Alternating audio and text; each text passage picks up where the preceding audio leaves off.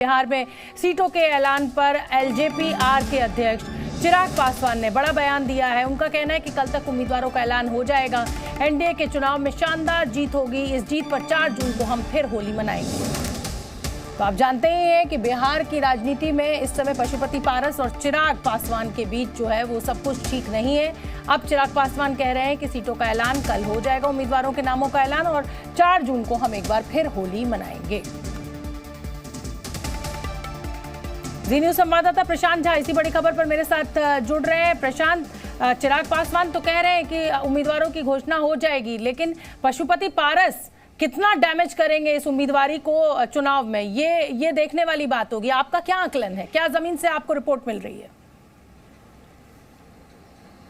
देखिए शोभना, पशुपति कुमार पारस लगातार पहले जिस तरह से एनडीए से वो अलग हुए, उसके बाद उन्होंने केंद्रीय कैबिनेट से इस्तीफा दिया।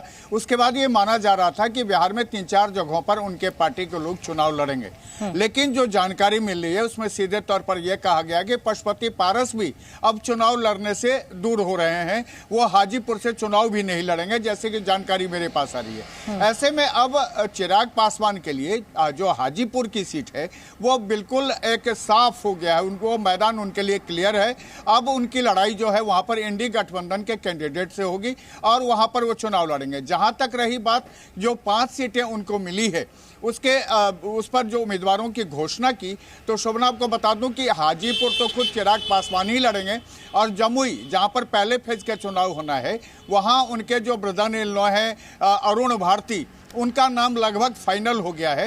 इसके अलावा जो 3 सीटें बचती हैं, जिसमें वैशाली है, समस्तीपुर है, खगड़िया की सीटें हैं, इस पर भी उनका मंथन हो चुका है। और चिराग ने यह क्लियर कर दिया है कि 27 तारीख को यानी कल वो इस मामले पर अपने उम्मीदवारों का घोषणा कर देंगे और 40 की 40 सीटों पर वो एनडीए को जिताने के लिए अपनी पूरी ताकत लगाएंगे और 4 जून को वो यहाँ पर फिर से होली मनाएंगे। शोभना, चलिए वो तो नतीजे बताएंगे कि किसका दावा सही साबित होगा नतीजों वाले दिन। बहुत बहुत धन्यवाद प्रशांत आपका इस पूरे अपडेट के लिए।